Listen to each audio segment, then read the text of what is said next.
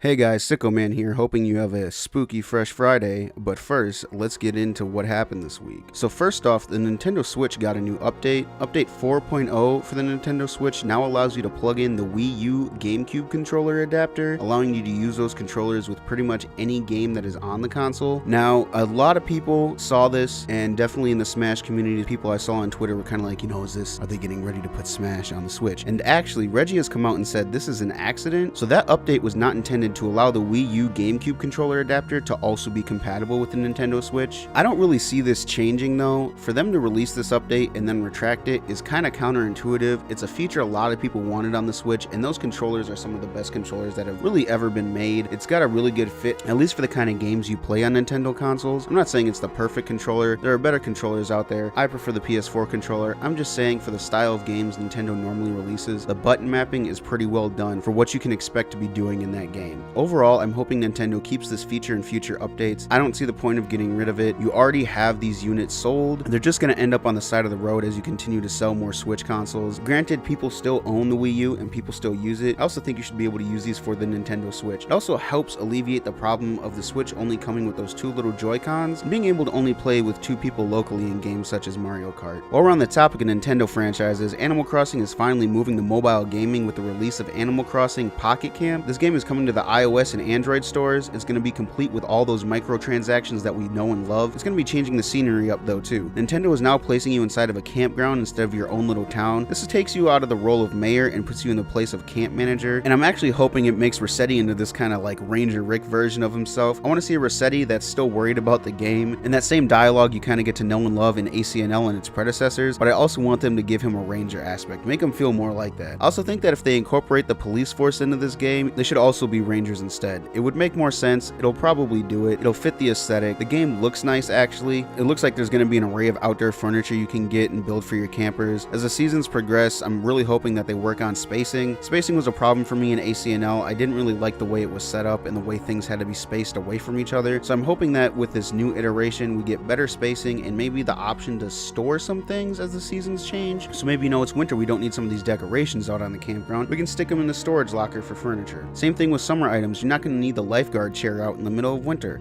and I don't want to tear it down after I've invested all this money and time into it. Granted, if they don't do this and they make it so that you do have to invest that money and time and then change things out and reinvest, it's definitely a way for them to sell those microtransactions, so we'll see how it goes. But storage room for outdoor furniture and items also can be used as a platform for selling microtransactions. There's a lot of ways they can take microtransactions in this game, but we just got to see how it's going to all play out in the long run. The game so far looks like it's going to be pretty crisp. It's optimized for mobile, so that's a good thing. The full release isn't available quite yet. It'll be available late November for the entire world. Right now there's a way you can get on what would essentially be the beta test region. It's launched in Australia with some testing groups, and if you change your local group to Australia on your iOS store, I know that you can then download the game, or if you make an Australia-based iOS account, you can download the game. It's a lot to do to just get this game. I recommend just waiting until the game comes out. It's going to be on your phone. You can literally get it at $11.59 without having to go to GameStop. So it's up to you if you wait, but really, do you want to put that extra effort in? Come on, guys. Overall, I'm looking forward to it, but with the microtransactions and the waiting, I think I'm going to see how it looks when people start uploading videos on YouTube and then get a better feel and taste for it.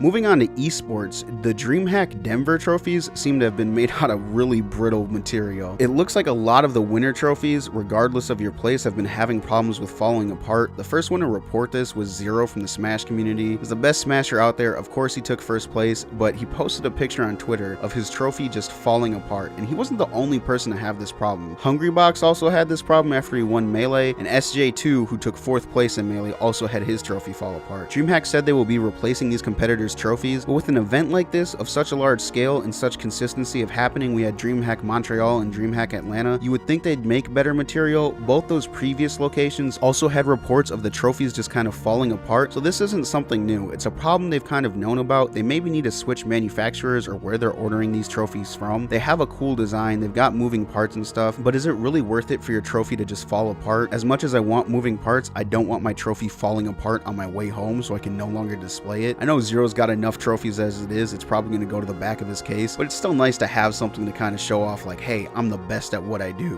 What do you do? But it's hard to show it off when it's in several different pieces. Last up on this week's Fresh Friday list is the death of another manufacturing item, the Xbox Kinect or Microsoft Kinect, depending on what you want to call it. The Kinect was Microsoft's voice recognition device. It also had motion capture activated for it as well. It was a kind of cool peripheral, but a lot of it ended up being a hindrance in gaming as it continued to launch. It also became a hindrance in Microsoft's ability to sell the Xbox One. When the Xbox One first came to retail, it was priced at $500, which is $100 above what the PS4 was, and it was only $500 because you had to buy it bundled with the Kinect. Granted, as the market continued to age, they pulled the Kinect from the bundle and you did get your $400 Xbox One, but the damage had already been done, and for what was a PR nightmare of a launch, Microsoft was really struggling at that point, and they probably should have just launched without this peripheral item. People would have been a lot more inclined to use it, I think, if it was an add-on and a peripheral you could buy by itself without having to buy it with the system, because it also saves them $100 that they don't have to cough up front. But I think the biggest death of this device isn't necessarily the fact of its poor sales when it was bundled with the Kinect or even how it's aged. It's the fact that the times themselves have moved forward. We as gamers in a community have kind of evolved, and while we like the motion capture ideas, they're more dated to when the Wii U first came out. Granted, the Kinect caught the back wave of that. We've got VR now. We've got the Oculus Rift, we've got PSVR, we've got these devices that can do an integrated thing far better than what the Kinect was doing, and they give you a lot more options. There's a lot more of an immersive experience, and I think that's really what's killing this. I'm not saying it was a terrible device. I'm not going to say that VR is solely what killed it, but I think it has a major play in it, and I think Microsoft should actually consider getting their own VR out and ready to go. A more Microsoft branded VR, kind of like how Sony has the PSVR for PlayStation. Overall, I think this isn't going to hinder them too much, especially with the Scorpio's release. There might be some people that were looking to get Kinects, but after this next batch of units that are shipped, it's going to be the last one. There's no more manufacturing of the product. If you want one, go pick it up, but in reality, just save your money, invest in some kind of VR system if you already haven't. If you have, I guess it's a kind of cool collector's item, but you could also just go buy yourself a game. Overall, you know, rest in peace Kinect. It did a moderate amount of time. It was out 2010 to 2017. They really held on to it for a long time. I remember them trying to sell those systems. Anyways, guys, that's Fresh Friday for you this week. Remember, keep it fresh, keep it short, keep it sweet, otherwise it's gonna go rotten. I'm your host, Sicko Man. Please remember to like the video, it helps me out. Subscribe to the channel if you haven't had a chance. You can follow me on Twitter at Sicko_man, and you can follow me on Twitch at Sicko_man. Those links are gonna be in the description below. Also, with the Halloween weekend coming up, remember to have a safe and spooky Halloween. Once again, I'm Sicko Man. Sicko out.